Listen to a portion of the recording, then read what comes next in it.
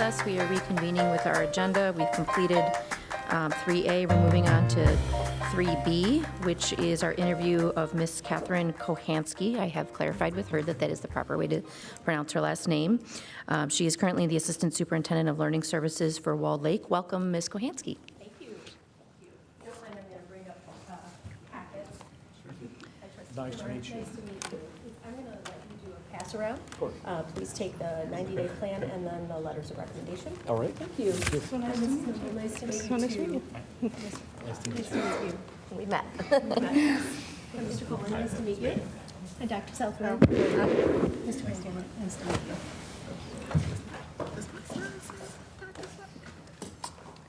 All right. Paul, go ahead and pass that around. All righty, so good evening. On behalf of Bloomfield Hills Schools, I would like to welcome you to this interview for the position of superintendent. Ms. Catherine Kochanski is the Assistant Superintendent of Learning Services for Walled Lake Consolidated Schools in Walled Lake, Michigan. I'll take a few minutes to briefly describe our format. We have allotted 90 minutes for the interview. There will be 20 questions from the board. Toward the end of the interview, time permitting, we will give you the opportunity to ask questions of the board and make a closing statement. We will let you know if time is becoming an issue and there's a need to pick up the pace of the responses. Trustee Falah is working right here with a timer set for an hour and a half, and when we get to 20 minutes, he'll turn it around as an indication to you that there's 20 minutes left. For those watching this interview in the audience, we welcome your feedback. Feedback can be provided by completing the paper forms available in the room and turning them into Mr. Tim Stein of Michigan Leadership Institute. Feedback with the Board of Education can also be found can also be shared by scanning the QR code or completing the electronic form, which can be found at bloomfield.org/feedback. Although the task of choosing our next superintendent is the responsibility of the Board of Education as the elected representatives of our community, we value and seriously consider the input of all of our stakeholders in the process. We will now begin our timer and the interview with 2 opening questions. So I will begin with the 2 opening questions, and then we'll go around to each trustee to ask 3. So our first question, Ms. Kochanski, the board has had the opportunity to review your application materials, but many audience members have not. Please briefly review your background and share what makes you interested in becoming the superintendent of Bloomfield Hills Schools. Thank you, Ms. Hill. So first of all, before I jump into answering that question, I just want to thank the Board of Education for selecting me. It's a really great honor to be here tonight. I've walked in and out of this building probably 50 to 100 times over the last 25 plus years as a reading recovery teacher in Troy. Bloomfield was our reading recovery site, so we were partnered with Bloomfield, and I spent many years in and out of Doyle Center, so it's great to be back, and thank you. I also want to give a quick thank you to my family, to my friends, to my colleagues, and to most of all my mentors who have helped me over the last 29 years. I'll give you a little bit of background about myself. Before I do that, though, I do want to say I hope it's okay from student enrollment. I brought a turtle with me because I happen to be reading the Oakland Press this morning, and I want to give a quick shout out to the 5th grade girls at Conant Elementary, troop number 76822, who rescued the turtle statue. It looks like Conant was getting a renovation from their bond work, and the girls were seeking their bronze award, and so sitting in the waiting room, I saw the turtle. I just had to bring it with me, so kudos to the girls at Conant, and you know, what a great example of student leadership, so I just wanted to say thanks to them.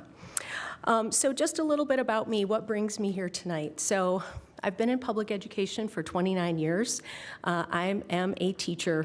I started out teaching in the elementary level. I've taught everything from 1st grade through 5th grade, not kindergarten.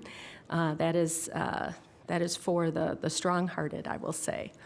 I spent 15 years in Troy schools, making my way through as a teacher, as an instructional specialist, reading recovery teacher, and then worked a lot at the district level, leading NCA district accreditation work as one of the steering committee reps for the entire district. I was thrilled and honored and had a lot of great interaction with mentors along the way, and many of whom said, you know, Kathy, why aren't you a principal? And so one of those nudges kind of led me down that pathway. I became an elementary building principal for 10 years. I was a principal in Brandon schools as well as in Rochester community schools, where I loved the work that I did. I loved connecting with families, connecting with children, and helping to build systems to make things better. So that's really a passion of mine. For the last 5 years, I've been the Assistant Superintendent of Learning Services in Walled Lake, which has really allowed me to take that passion for making systems improvements and making things better for each and every learner, and really build upon the systems that Walled Lake had in place and leave it better than where it started. So that brings me here today. So why Bloomfield Hills, right? Well, this is a fantastic district whose legacy of excellence and high standards for students really precedes itself. It would be an honor to be chosen as the next superintendent in Bloomfield Hills. I really feel like my skill set, working in really high-performing places like Troy, like Rochester, like Walled Lake, has really set me up and given me some perspective on what it takes to be a leader at the district level. A place like Bloomfield Hills would be an honor to lead, to serve its students, to serve the community, to serve our parents, and to serve alongside the Board of Education. Thank you. Thank you. Given your understanding of the Bloomfield Hills School District, what is the most critical short-term priority we need to address, and what is the most critical long-term priority we need to address? How would your background and skills help us address these short and long-term priorities? Yes, thank you for that. So short-term goals, one of the things that I noticed in researching some things about the district in preparation for coming forward today is taking a look at the bond work that you have. So Bond 2020, kudos to the community and to the Board of Education for getting the $200 million bond passed back in 2020. I know that we experienced a similar size bond in Walled Lake in 2019, and many of the projects which I was overseeing were part of that work, and they're in my 90-day plan if you care to take a look at those. I think some of the short-term goals really are making sure that that work is completed and completed well. I did have a chance to watch the update from January of 2024, at which I believe it's your interim superintendent really covered what the scope of the work is. And it's really exciting to hear because it sounds like there will be expanded work done at the elementary level. So really overhauling elementary classrooms and re-envisioning what those look like. And that's really similar to the work that I've been doing in Walled Lake for the last 5 years. So I think that short term, it's really important to make sure that that bond work is completed with fidelity, make sure that the rollout of anything new at the elementary level is done with forethought, that you're really getting out in front and you're building that understanding of how those overhauled spaces really impact teaching and learning. A second kind of short-term thing that leads to my long-term goal too, the short-term thing that I would like to take a look at more deeply, and this is true no matter where you're at in districts around the county, is really looking at the budgeting projections over the next several years. We know we have a lot of one-time funding that came after COVID, and those funds are running out in September of 2024. So really taking a look at all of the ESSER grants, all of the ways that expenditures have gone up. And I have noticed, while your budget's great and very tight, and you guys do a fantastic job, kudos to Candace and her team, those one-time funding sources are going to go away. And so then where do you shift some of those expenditures? So you really have to be thoughtful about that, and while that's a short-term goal, that's also a long-term goal as well. So that just continued fiscal responsibility and keeping a tight budget. From an achievement standpoint, there is a long-term goal that I would love to explore more, and I think it really stems from my teaching and learning background and my expertise in curriculum. There is no doubt about it that Bloomfield is extremely high achieving as a district. When you look at M-STEP scores, when you look at FastBridge scores, when you look at Fountas and Pinnell, I love to triangulate data, and all of those show really high achievement. One of the things that I noticed when digging a little more deeply is there's really significant gaps with subgroups. So you have some groups of students with IEPs, students of color, students who may be economically disadvantaged. those are subgroups that really have a bit of a gap to close. And so from a long-term perspective, I think Bloomfield Hills achieves very high, and I love your mission and your vision of equitable and inclusive learning for all students. I think that that would be a great long-term goal for us to take a look at, is how do we make sure that all means all, and really take a look at how we can close the gap for some of those learners. Thank you. The next three questions will come from Trustee Van Gemert. All right, good evening. My questions will cover district relations. The first question is, maintaining healthy relationships with school and community stakeholders is important to the Board of Education. Please share with us how you have gone about building and maintaining successful relationships with all members of the school community. Yeah, thank you. School districts don't run without the support of all of those key stakeholders, so it is really important to make sure that you're out there forming those relationships. As far as relationships within the school community, that is key to what I've been doing throughout all of my career, is being a liaison, especially when I became an instructional specialist in Troy and partnering with families, when I became a building principal, working closely with our PTAs and PTOs. I understand here in Bloomfield there are PTOs. And as Assistant Superintendent of Learning Services, I've been that resource for families when it comes to curriculum, which doesn't seem like a really big resource, but when you factor in the COVID learning that had to take place and the distance learning, I was the source and the contact for families to be able to have access to devices, to be able to have access to connectivity, to be able to understand how the curriculum was changing and being delivered online. And so those relationships, building those within the school and the community, were really important.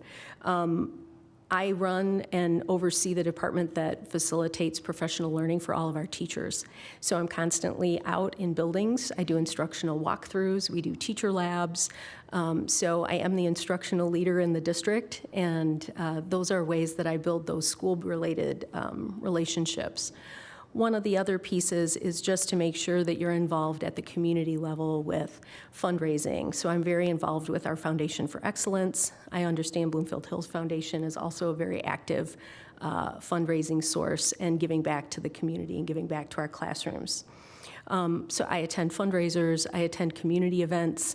I was just at our PTA Reflections awards ceremony the other night, and just sharing with our families the successes of our students. Those things are really important. Other initiatives and things is partnering with our community resources. So one of the things that is really important is to make sure that families who need resources can be connected with the resources in the community. And so that's another thing that we've done with ViewSpire in Walled Lake. They've been fantastic in getting us quick turnaround and mental health screenings for some of our students who are at risk at the pre-K through high school level. And it's really been fantastic to be able to form those kinds of relationships. So I think the relationships that you form out in your schools and in your communities need to come back to serve the students, and that's something that's always been paramount to me in my educational career. Thank you. Thank you. Question 2. What are some examples of community activities in which you have provided leadership, and in what ways did that benefit your district?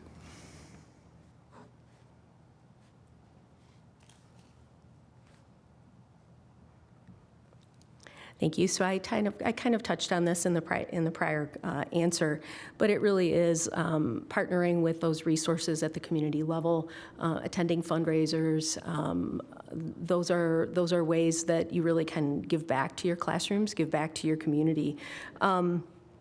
I know that during COVID, it was really important for us to partner with some of our local businesses and things so that we ensured that families had what they needed during that time. So I was really involved with the cabinet at that time and looking at what resources that we might be able to procure for families, hook them up with those resources, and make sure that we reduced barriers so that every learner had opportunities to connect and learn. So those are just, I know I talked a little bit about it in the prior answer. Yeah, thank you. Thank you.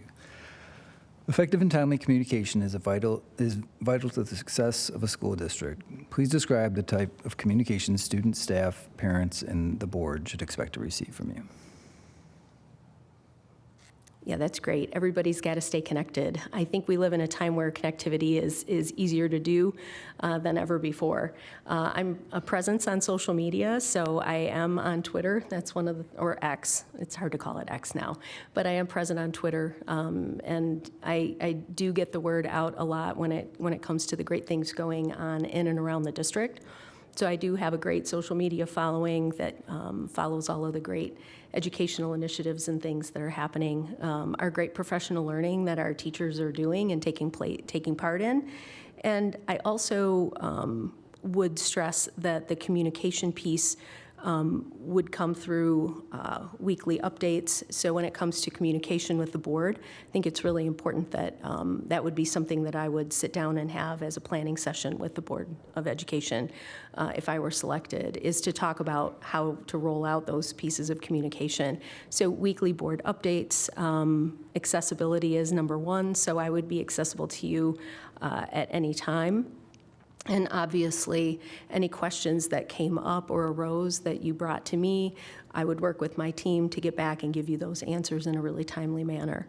I can tell you that from a community standpoint, that newsletters are vitally important. I know that Bloomfield Hills does a great job of getting the word out about things.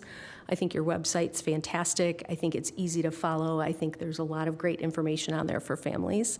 And those newsletters and things, and sharing them more electronically is vital for our families. The hard paper copies and things tend to be by the wayside. I think that electronic communications and such are vitally important. So I would be, obviously intricately involved with our community relations department in making sure that those newsletters and things were going out.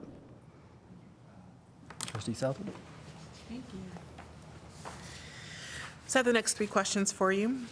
Superintendents are often faced with the challenge of making decisions when there is no clear right answer, and members of the community are all split on the right path forward.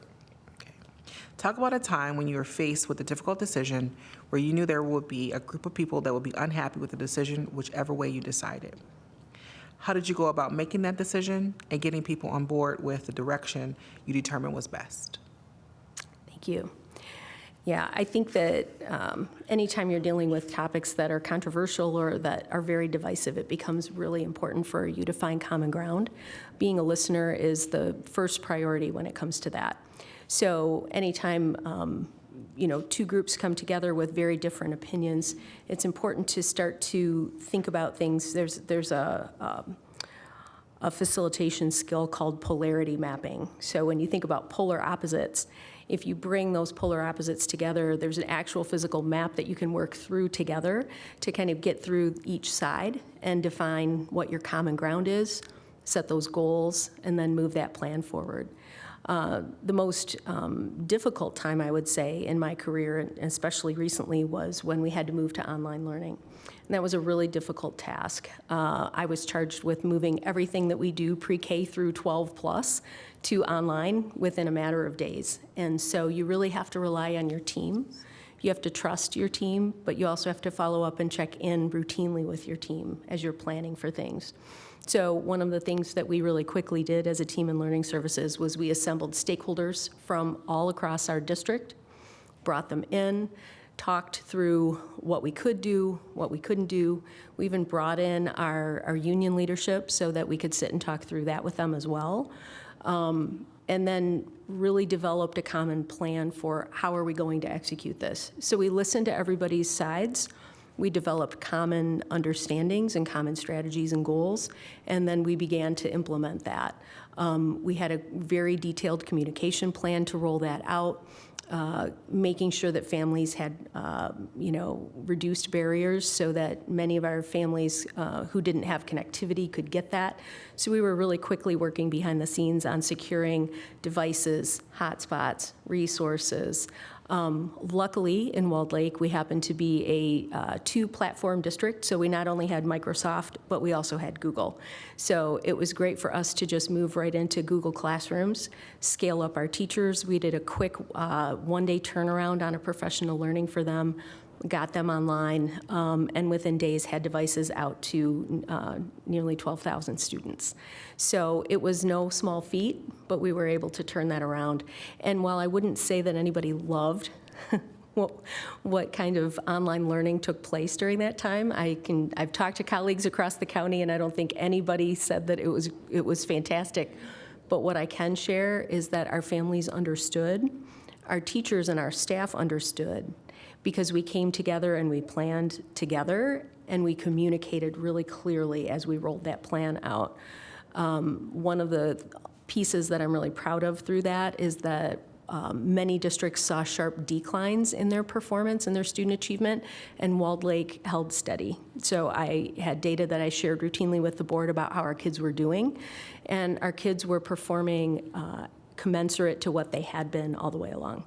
I'm not saying that students in some of the subgroups that were already struggling didn't struggle more. We did our best to provide supports and resources for them, but we didn't see the massive fall off of learning and student growth that a lot of other districts felt. So I really attribute that to that difficult challenge, to bringing all stakeholders together, to listening, to co-creating a plan, being really clear with our communication, and following up and getting feedback on it. Thank you. If you can please share specific ways that you're, let me start over. I'm too excited. Please share specific ways that our district could work with other districts to support learning for all students.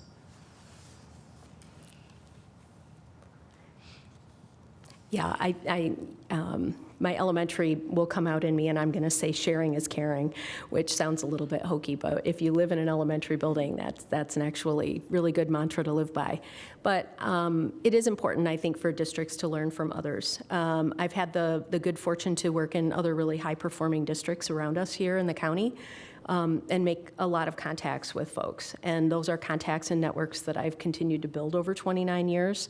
One of the things that I've done in Rochester, so when I moved from Troy, one of the things that happened in Rochester was I brought that literacy knowledge and that system knowledge with me.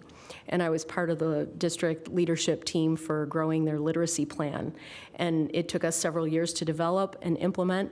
But it was a fantastic opportunity for students and a fantastic opportunity for our teachers to build their capacity and understanding how to teach literacy to our most struggling learners. When I left Rochester in helping to develop that system, I came to Walled Lake and again took a look at what could I bring with me and share. But I never left those networks behind me. We continued to collaborate. So I routinely collaborate with my colleagues in Troy, in Rochester. I've collaborated here with colleagues in Bloomfield Hills as well, as we share really similar curricular goals and curricular resources, as we share really specific resources for interventions for students. So I think that what we have to do is we have to make sure that we're always benchmarking against one another, especially when we're high performing. I think it's important for us to not just be closed off and to say, well, we're high performing and we do a great job. We do, but it's also important to take a look at our neighbors around us and to talk and to collaborate, because there's a lot that we can learn from one another. I've had the ability to have contacts, really deep contacts at Oakland University. I've been on advisory panels and looking at their School of Education, giving feedback to them about what we need to see in the teacher pipeline.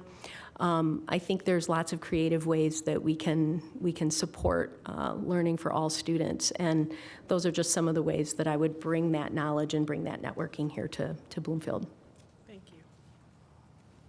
My last question is, what impact has the use of standardized testing results had on the education system in Michigan? Yeah, so standardized testing, it's like the good, the bad, and the ugly about it, right? So what's the good about it?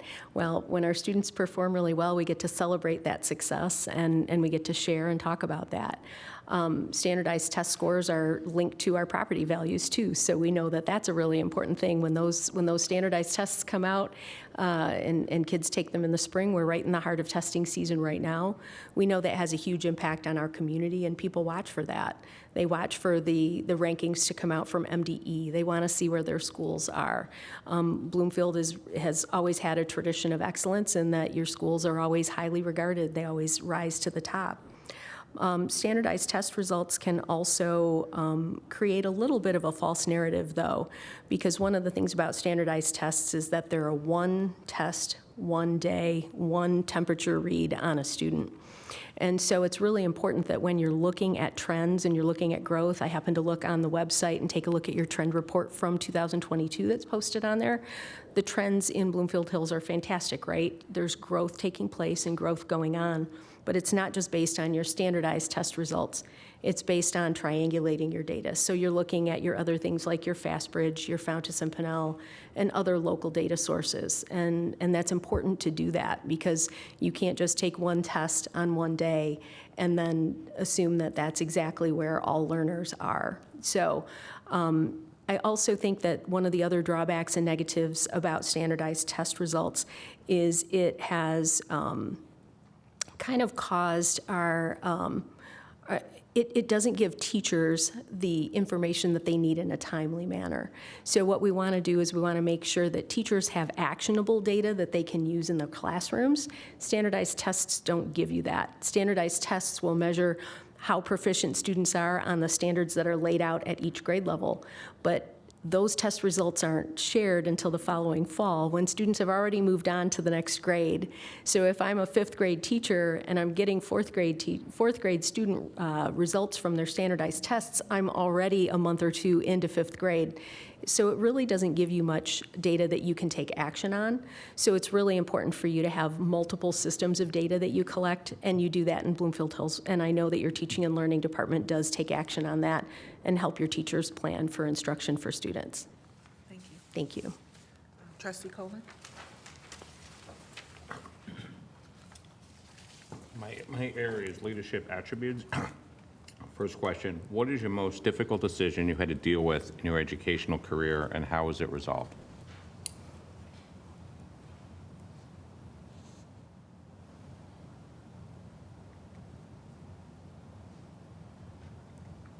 Yeah, I think that as far as leadership goes, one of the most difficult things that that I have personally had to deal with has been working in districts where there's been significant budget reductions that need to take place.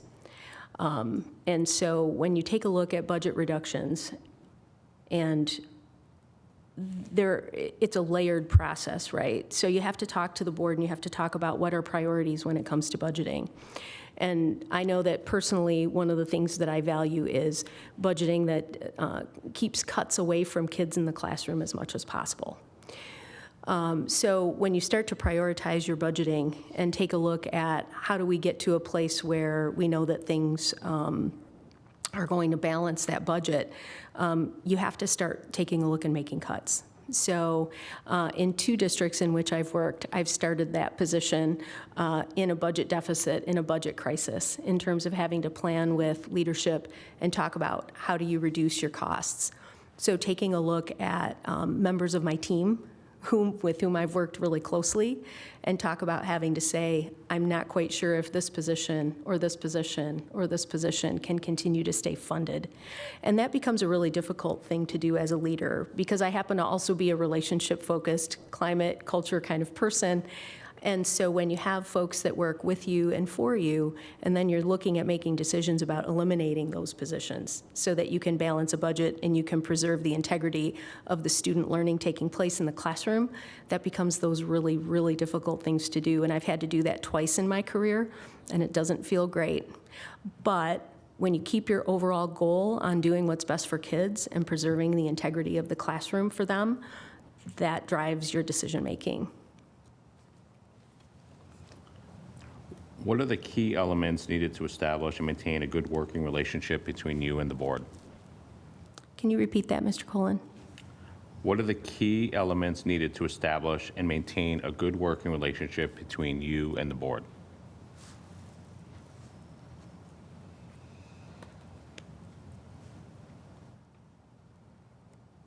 Well, I think it's important to look at the partnership between the superintendent and the board as just that, a partnership. And we're a leadership team together. We have very separate leadership roles and functions, but being partners together is really, truly what's important to me. So I would keep those open lines of communication with each individual board member. If I'm honored to get this job, we would have a planning session collectively, but I would also want to meet individually with board members and get to know each of you. Get to know you on a personal level, get to know why you're on the board, what your goals are, what your hopes are for the district and for the students, and then work with you so that we can achieve those goals together. As far as key elements of communication, I think once we understand one another, it's going to be really important for us to lay out what a communication plan looks like. Not having worked with you before, I'm not very familiar with your structure. I know I'm bringing ideas of structures with me for communicating with the board. I think it's important that there are board updates that come to you on a weekly basis. If there are things of urgent nature, I let you know right away. We talk through and we work through those things together. If there are issues, obviously things that I'll want to be made aware of that I can take back to my team, work through solutions, and then bring solutions back to you to talk to you about how those things are being handled. So I know that there will be daily communication from us on times, definitely weekly communication, and then the interim when things are coming up, those are things that I'm letting you know. I also think it's important that we have plans for how we prepare and work through our board agendas, how we prepare and work through our board meetings.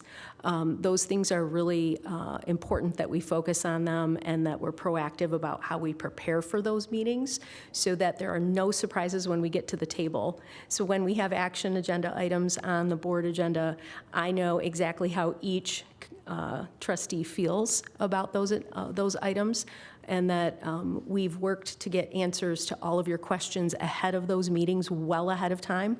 Right now, I enjoy working on a 2-week out cycle. So if we have a meeting coming up in May, by the 3rd week in April, you've got that information that you need for that board meeting so that there are no surprises. You've had time to look at everything, ask all the questions you need, and I can get you all the answers that you need before we sit down together. So I just know that that's an ongoing piece. As far as those touch points throughout the year, I think it'll be important for us to have, if the board chooses to, but board workshops and things like that. I think those are also really important for us as we're working on board goals, and as you're obviously working on my evaluation and my goals as well. So those are key points. Thank you. How do you inspire and engage the entire school community in support of the district's vision and mission?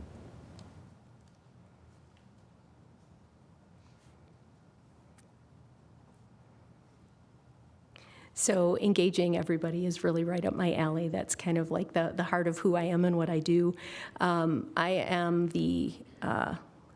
am the chief cheerleader, champion, and encourager of our students and our staff and our district.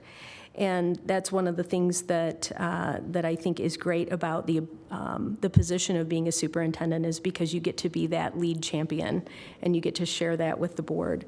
So how do you go about engaging entire school communities? I think being visible and being present is of primary importance. People need to see you. People need to be able to connect with you. People need to be able to know what you value.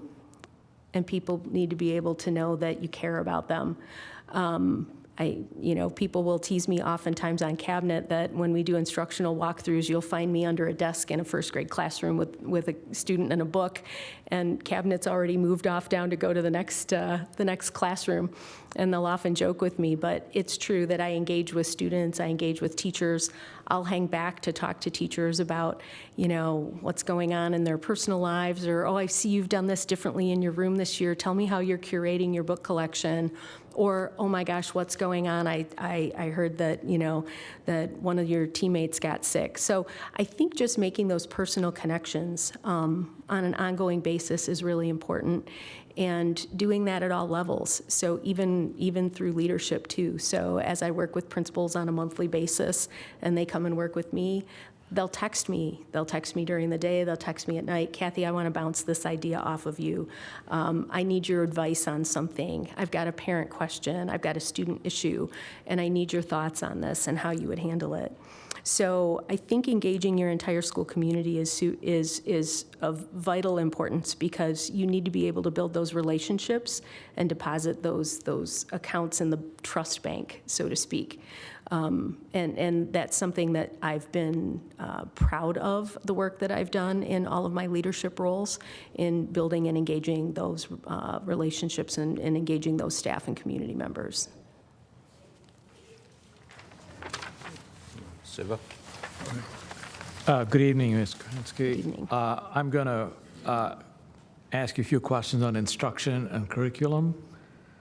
So my first question is, what experience and success have you had with closing the achievement gap for economically disadvantaged and minority students? Yeah, that's a question near and dear to my heart. Thank you. That's something that I've really been working on closely for the last 5 years, especially coming out of COVID. As I mentioned to you, I looked at Bloomfield's data, and I think that could be a long-term goal that would be really important for us, especially in living into that mission of equitable and inclusive environments for everyone. We use iReady as our benchmark assessment system in Walled Lake, and I work really closely with our iReady consultants as well as my learning services team, that we take a look at our diagnostic data. So we give diagnostics 3 times a year, and one of the things that we do is we extract that data and we really go deep into it. One of the things that we've been doing in the last few years is looking at growth of our underachieving subgroups. And the way we measure growth with iReady is if students are meeting 100% of their growth targets, that means that they're making a year's growth in a year's time. So we were checking growth targets just this past month. I gave a data presentation to our board. And one of the great things that we're noticing is that students halfway through the year, so they would have to make 50% growth, are exceeding well beyond that. We have grade levels from K-8 making 60, 70, 80, and in some cases 90% growth midway through the year. So what that means is that in 4th grade, we have 90% of students meeting their growth targets.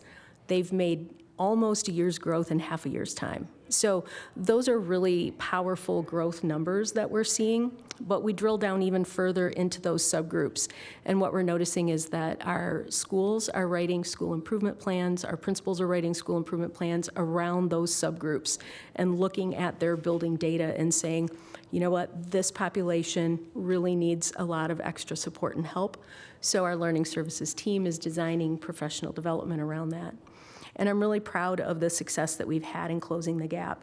Our economically disadvantaged, our students of color, our ELLs, sorry, I was going to say ESL, I'm still correcting myself, our English language learners, and our students with IEPs and 504s have made significant growth this year. So it's something that I'm really proud of. They're growing well beyond that year's worth of growth in a year's worth of time. What that means is that they're catching up. And that's something that we're really proud of, putting systems together for them, whether it be through classroom instruction or interventions that are supporting them. We are making progress in closing gaps. My next question is, what's the biggest risk you've taken to do what's right for children?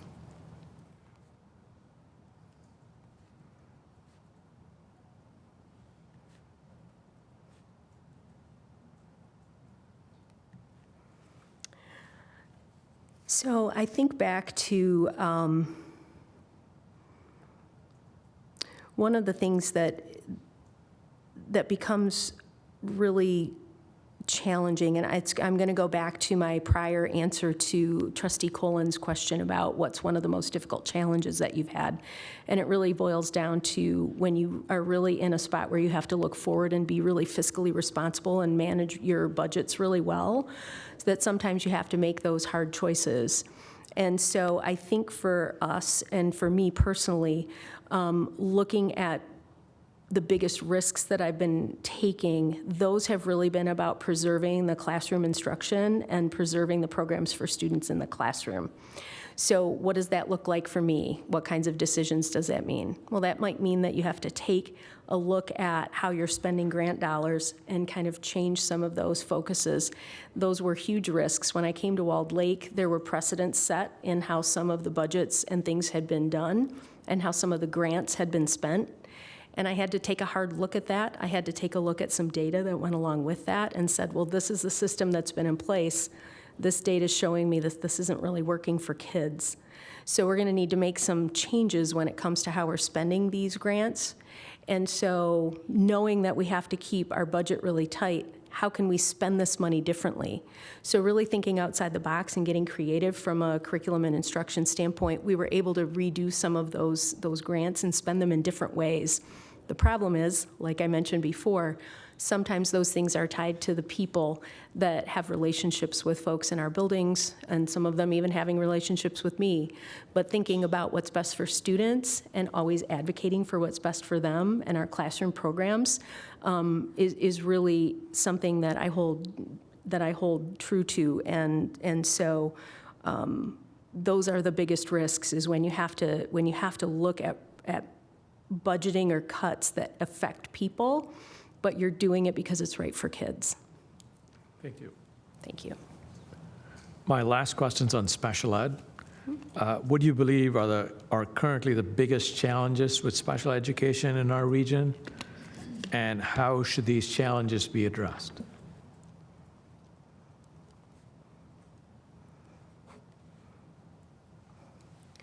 Yeah, it's so important that our neediest learners have the best chance for success. It's something that I noted when I came to Walled Lake, is that we had seen an increase in our special education identification. Over the 5 years that I've been there, we've had 3 different directors of special education, so that becomes a challenge as well when you're looking to partner with general ed and special ed. I think there are a couple of big challenges with special education in our region. First is finding highly qualified staff that can fill those gaps where you need them. For instance, we had a social worker position that was posted for an entire year before we were able to secure a social worker to come and work within our department as our needs grew. So I think finding highly qualified and certified staff, we're really struggling with that when it comes to students in specialized programs like our ASD programs, our cognitively impaired programs, our SXI, our EI programs. So a lot of those specialized skills, it's really hard to find folks with those certifications and those degrees. So that's one of the challenges that we face, because they're our neediest population of students, and they need to have the best and the most access to resources.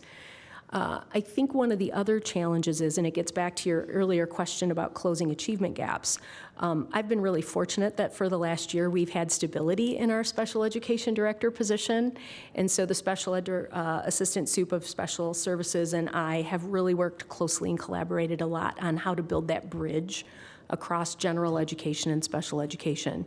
So we've had tons of planning meetings. We worked really closely last summer in rolling out things like, how do we make sure that general ed and special ed teachers are getting the same kinds of training? How do we make sure that professional development is meeting needs on both sides? How do we talk the same language? How do we specially design instruction for our students with special needs in the gen ed classroom? Because they're general education students first. Just because they have a specialized need doesn't mean that they're not part of our general education classrooms. And so I've been really proud of the work that we've been able to do to bridge that gap this year. There's a long road to go, and I know that that's common across our communities and across our school districts. But I think that those are the 2 biggest challenges to address, is how do we get more folks in to special education? And the second part of the question, how to address those. I've been really working closely with our teacher cadet program at the secondary level. We have a teacher prep program that is a nice pipeline into college and university level courses, where we have high school students who want to come back, and they want to come back and teach. it was, we were just talking about expansion of this program last week. As you know, Walled Lake has 3 high schools, so it's important for us to provide equity across those systems. And so we really want to make sure that we're feeding that teacher pipeline with our students who are interested and who can be working within our programs with students with special needs. And then as far as the how do you address the challenge of building that bridge with gen ed and special ed, I think I described it's really creating a vision for what you want to have and then working through that plan of how you execute it. And we're a year into our collaboration on that, and we're seeing gains in our closing the achievement gap with our students with special needs. Thank you. Order, Trustee Fellow.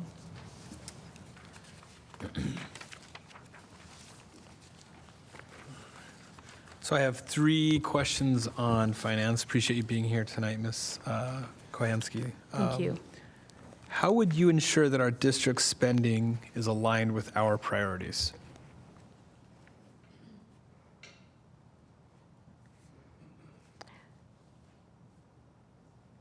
So I pride myself on being a systems thinker. That's one of the things that I tend to bring to any of my jobs that I've had. I have this weird ability to think like big picture as well as think narrow and think like how do you put that plan in play. And so I think when you're talking about finance and you're talking about budget, and I touched a little bit on this in some of my prior answers, I think you have to make sure that you have a good process in place. So looking at budgeting, I think it starts with the Board of Education. So I think it starts with a session where we talk about what priorities are, taking a look at how our budgets have been. I mentioned before in looking over the last couple of years of your financials, I think you've done a really great job of really tight budgeting. You've had very few amendments. I look at your projections and then your actual budgets, and they're pretty close to one another. But we have seen that increase go up in expenditures, and that's just typical, right? We've had COVID dollars, we're spending more money, we're trying to spend through that. And so I think it's important for us as a board and as a superintendent team to talk about what your priorities are within that budget. So first I get that feedback from you. Then I take that back to the cabinet team and we talk at department levels and we say, okay, so the board's priorities for budgeting are, and then to work with our Assistant Superintendent of Finance and Operations and say, how can we plan for this? What does this need to look like? And then we roll that out to individual budgets and looking through department budgets and saying, this is where we need to be. This is what our assumptions are about what our funding sources are going to look like. So how do we budget conservatively? How do we budget to make sure that we're protecting our students and our classroom programs? And so I think then bringing all of that back to the board and sharing that feedback with you from a budgeting standpoint. And here's what you noted as your priorities were. Here's how we worked with our teams. Now we're bringing this budget back to you. So I think it really has to follow that process so that we can continue to be good stewards and really manage our budget well. Great, thank you. Thank you. Next question, what opportunities do you believe budget limitations present? And in tough financial times, what are your top 3 priorities?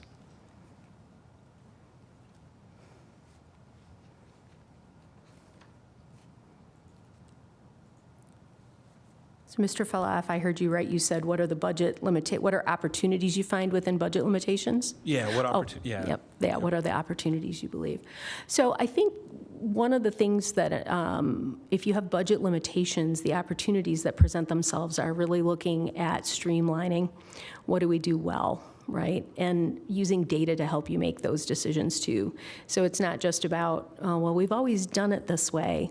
It's like, well, if we've always done it this way, what is the data showing us? Does the data show us that it's important to keep doing it that way? Is it working for kids? Is it leading to better student outcomes? So I think that those opportunities that are hidden in there when you have to take a look at making hard decisions about budgets are, what do we do well? What impacts student achievement? And then you have to center around that and keep doing that. So I think it gives you an opportunity to kind of cast away maybe some of the things that aren't as effective as you wanted them to be or as you hoped that they would be. So I think it gives you kind of a good lens and a good litmus test to do that. Top 3 priorities. So I'm going to go with safety as a number 1 priority. I know that that's been an important investment that the community and the district has made in the bond from 2020, looking at safety, infrastructure improvements, and so forth. We've looked at similar things with our current bond in Walled Lake, and we know that safety is something that's always changing. So the safety features that we may have put in 10 years ago look different than the safety things that are available to us today. So there's lots of new technologies around safety with AI. I happen to be the mom of an Oxford High School student. I have a 17-year-old who was present in the building when the shooting occurred. And so I know really full well how important safety is from a system standpoint. I've worked on the threat assessment process with our district and helping to implement protocols and things for our counselors, for our special education staff, and rolling those out this year. We've learned a lot from Guidepost and the report that came out from Oxford, through which I've read. We've also learned in Walled Lake, we had an independent report from a security consultant firm that came and took a look and said, how secure are your buildings? What are things that you could be doing? So I think from a priority standpoint, safety and security is number 1. I think number 2, another priority is taking a look at your curriculum and making sure that students in the classroom are getting exactly what they need. Because once you start to take resources away from students in the classroom, you'll start to affect your student achievement overall. And so I think that's really difficult to manage through. Once it starts to impact your classrooms, then it's really difficult to turn that back around. And then lastly, I think in tough financial times, and especially given the climate that we're in with our teacher shortages, I think we also have to take a look at how can we preserve and keep our workforce, our staff, our teachers that take such great care of our students. How do we keep them feeling valued and feeling secure in tough financial times? So those are my top 3 priorities that I would advocate for if there were budget limitations we had to discuss. Perfect, thank you. Thank you. Last question from me. Please describe your experiences with millage renewals, bond proposals, and sinking fund proposals. And were these experiences successful? Why or why not?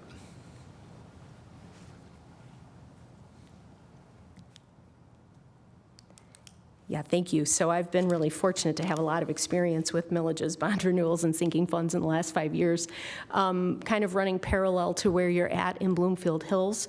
In 2019, right as I was joining the team, Walled Lake had passed a $316 million bond at a tax decrease. And so that was a really great positive way to ensure that we could create stability, maintain our facilities, and then upgrade what we know our students needed in modern learning spaces, very similar to what you've done in Bloomfield Hills. So there's some highlights in my 90-day plan that you can take a look at and see some of the projects that I spearheaded and that were actually under my learning services team, creating and working with stakeholders, committees. I'm really proud of us building a brand new early childhood center from the ground up. We did that during COVID, so we were on Zoom and we were planning for that and working with our architects and our construction management team really, really closely. I can tell you that I was really proud that this was the second year that it was open, and it was awarded the Construction Association of Michigan, one of the top 12 construction projects in the state of Michigan. We just went to the award banquet last month for that. So I'm really proud of that. Our new Dublin Elementary was built and opened last year. We also added an academic addition onto Western High School. And I have to say, I did a little stealing. I was here with a team in 2019, just prior to COVID, touring Bloomfield Hills High School. So if you ever get a chance to go out to Walled Lake Western and take a look at the new addition when it opens this fall, it might look a little similar. So when things are done well and things are done right, it's worth borrowing. So I've also had an opportunity to re-envision and work with committees from pre-K through 12 in reimagining flexible and engaging learning environments in classrooms. So there was a pre-K through 12 furniture portion of that $316 million bond that was under my supervision. And so I'm really proud because this summer, we're finally finishing up and we're rolling out with our high school furniture selections that were made by the committee last year. And our bond, just like yours, is set to kind of wrap up in 2025. So I'm really thrilled about that. But I can also say that Walled Lake, I've been really honored to be part of the facilities review process that we started last year in taking a look at what comes next. Because I think to be good stewards of taxpayer dollars, you also want to make sure that you're being thoughtful and getting out ahead of decisions that you need to make to keep your buildings and your schools stable, your school system stable. So oftentimes people will say, well, why are we talking about another bond? Didn't we just have a bond 5 or 6 years ago? And yes, and I always use the analogy of your house.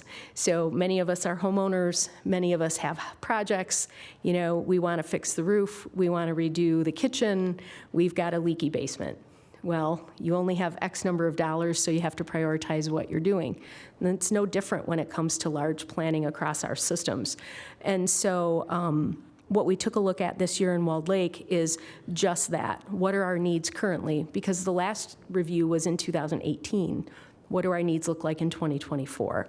And so Walled Lake is seeking a bond at a tax decrease again, because again, we're paying our bond debt down.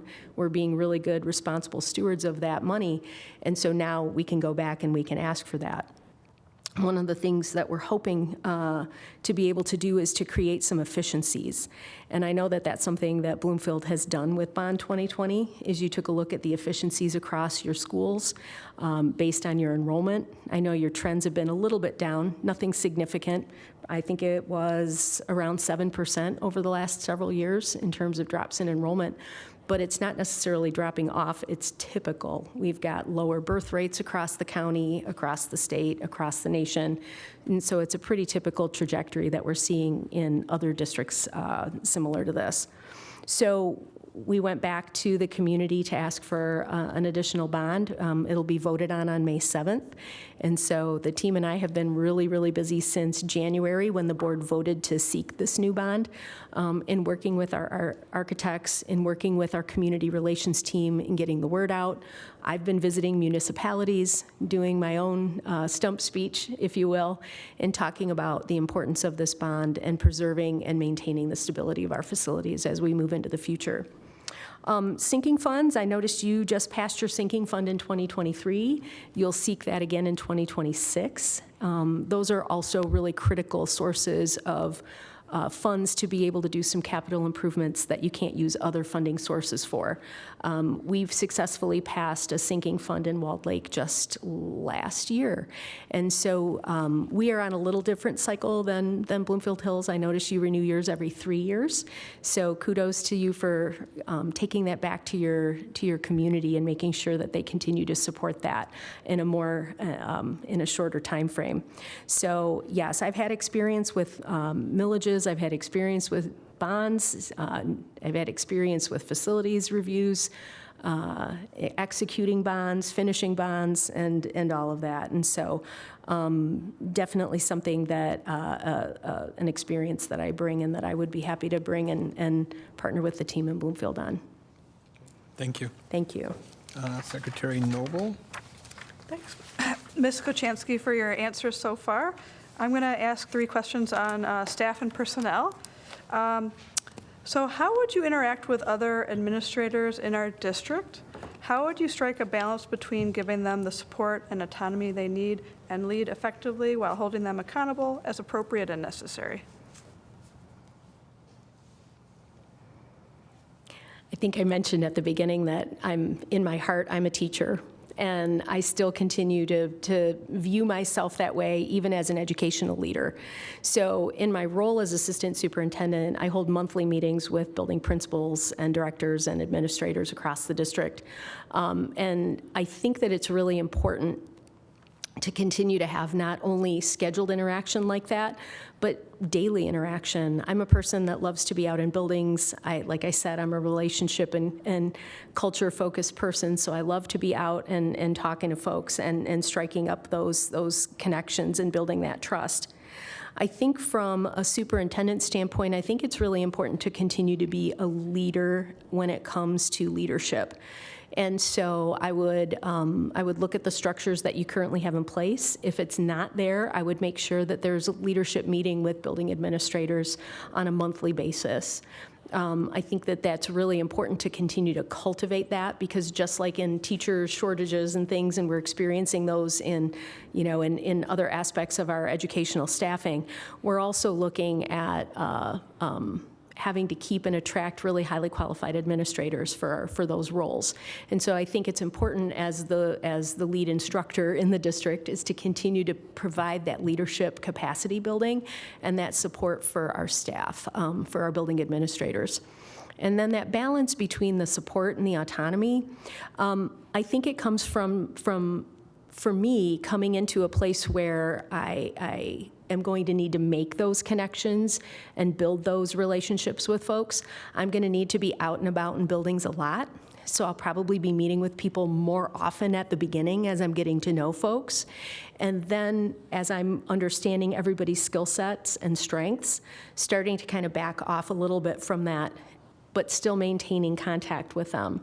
I think it's important to trust that our administrators, our professionals, know what they're doing. I think the accountability comes through the systems that you set up for checking in with them and for evaluation and feedback. Thank you. Please describe your most successful experience in building a high-performing work team.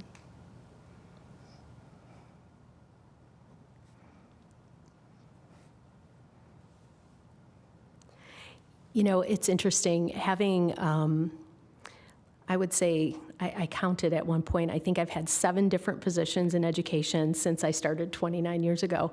And every place that I've left, I've felt, oh my gosh, it cannot get better than this, because I've worked with such high-performing people.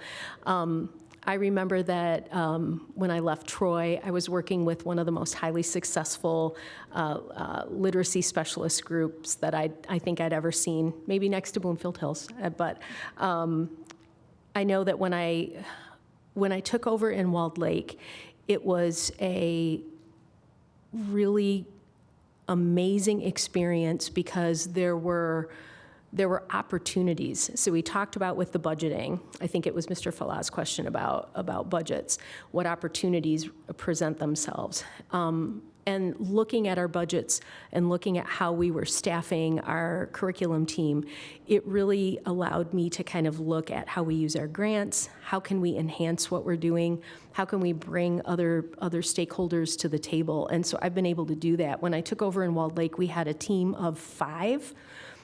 We are now at a team of 8, and I've been able to add those positions in career and tech ed, MTSS oversight, and also in data management when it comes to learning services. And so it's been a real great experience for me to be able to take a look at how do I bring those people that share that same passion that I have for students and for student achievement and coalesce around the systems of supports and things that we're building. So I've been really pleased. Like I said, I feel like every time I leave a job, I think, oh, it can't get better than that, and then it does. But yes, my most successful experience has been building up our learning services team in Walled Lake so that we can service more students and provide more opportunities. Thanks. And my last question is, how would staff members in your district describe you?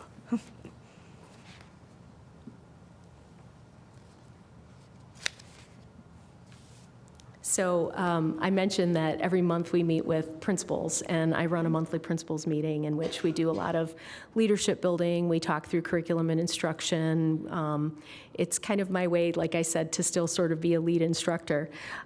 We did an activity last year that was not one that I had created. I like to delegate leadership to others on the team, so I don't always run the connector, or I don't always run the leadership piece. I'll let other people on the team take the lead and do those things.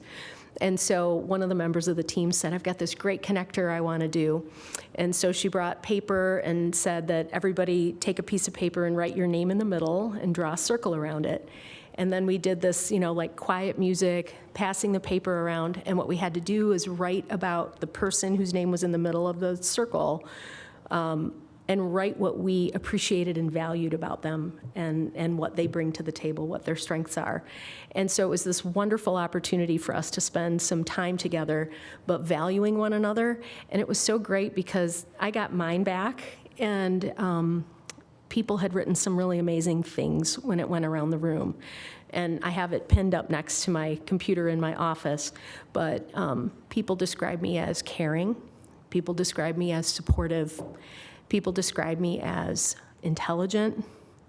People describe me as a systems thinker, a hard worker, diligent, and someone who puts students and their needs first. And so that was something that just is like it's my reminder when I'm having a terrible day and something went wrong or it didn't quite go the way I wanted it to. I can take a look at that, and it's just a reminder of what others have shared about me. So often we don't take the time to give others that gift of sharing what we find their strengths to be. Thanks. Thank you. Thank you for the responses to the questions we have prepared for the first round interview.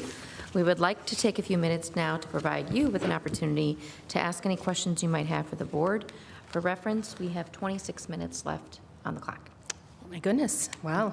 Well, thank you for that. I do appreciate all the variety of questions. I think they really hit at the heart of my experiences and allowed me to share kind of my vision for what I think that I can bring to the team here in Bloomfield Hills. So as I think about that, what are some key attributes that you would be looking for in the next superintendent in Bloomfield Hills? Anyone want to take a stab? If anybody wants to go, maybe share one or two. I would say community unifier and someone who inspires the community, especially the staff. As you stated, we are in such a hard time in education with a shortage of professionals. And I think that inspirational leadership can have such a profound effect on the day-to-day role, very, very hard job that our teachers have, all of our educators. And so someone who really inspires and leads with enthusiasm and makes people excited to work for them. I think we have, great people at all levels of the organization, whether it's in administration, whether it's our educational professionals, our paraprofessionals. All these different groups are really great at what they do and really are the heart of the school district.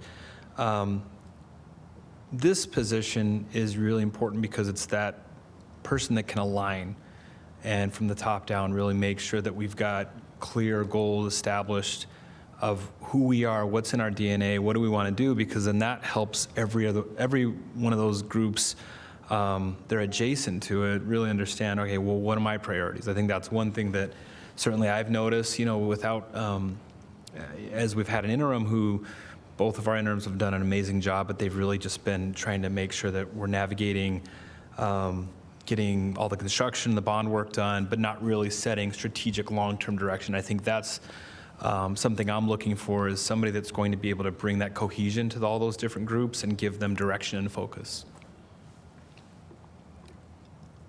Anyone else?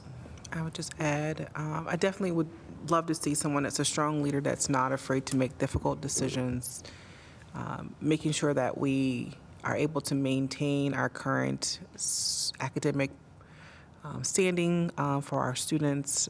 As you said before, I like the fact that you said, all means all, right? And so addressing the learning for all of our students while making decisions that impact our district financially, making those great decisions that don't cripple us. Building relationships with our community is also really important.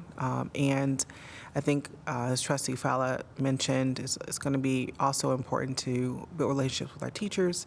But also, one of the things that you highlighted that I thought is also important is connecting with our students. Hearing them, listening to their voices and what they need is also going to be pretty vital for this person in this role.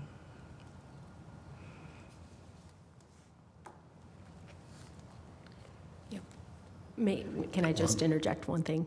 So, Dr. Southward, thank you for talking about student voices. And one of the things that I thought was really fantastic is the fact that this Board of Education has student representatives, student interns from the high school that come and speak, that come and share. And I love that two-way communication. That's something that was present in previous districts in which I've worked, and that's something that I really value, and I love that. So, thank you for mentioning student voice. Thank you. You can thank Trustee Colin for that initiative. 10 years ago? How many years has it been? No, it was about 5 years ago. Five years ago. Gave you extra You gave me extra years. Yeah. 10 years. Yeah, it's my first year on the board, so that was it. One of the things, just to follow up, I think in terms of yes, making tough decisions, but making a decision is important. And, there's going to be obviously some groups that may not agree with the decision, but sticking by it and making sure that it's clear what the decision is, why you have the decision, and making sure the people that disagree with the decision, are communicated accordingly. Yeah. Very important. Go ahead. Anybody else? Do you have any other questions of us? No, I think I'm good. Thank you for that. Thank you for sharing those. Yeah, very good. Well, now that we have 21 minutes remaining, is there anything else that you want to add? Nothing else in particular, but are you ready for my closing? Yes. I'm happy to do that. All right, very good. We'll get you guys out of here early, and I don't know if it's in time for any sports on tonight. The Masters were over on Sunday, so I think we were. Plenty of sports on tonight. Yeah, plenty of sports on. Well, we'll get you out of here in time to catch those. But I do just want to thank the Board of Education again. Thank you very much for this opportunity. I am really honored to sit before you. I'm honored to be considered as someone that you might want to see as a partner in education and a partner in helping to lead this wonderful, amazing community of learners, of teachers, in the community at large. I love Bloomfield Hill's vision and mission of equitable and inclusive learning for all students. That's something that I've been very passionate about across my entire career. I know that you have my resume in front of you, but it is really truly been an honor to serve almost 3 decades in serving students and making sure that in every leadership position that I've had, I've been able to build those inclusive and equitable environments for students. And that's something that I hold near and dear. I am used to high standards. I'm used to working in places with very high standards. I can tell you that I'm used to high standards that others have for me. But one of the things that I bring is high standards that I hold for myself. So that is something that is very important to me. I grew up with a military dad who expected that everybody work the hardest that they could, and I think that that's something that my siblings and I carried on into adulthood. I've been blessed to work in some really fantastic places, and those places and those experiences have really grown me into the educational leader that I am. And I would love to be able to share that with the staff, with the community here in Bloomfield Hills, and obviously in partnering with you, the board. Lastly, I'll just say that people have told me in all of the leadership places in which I've gone that you grow fast roots.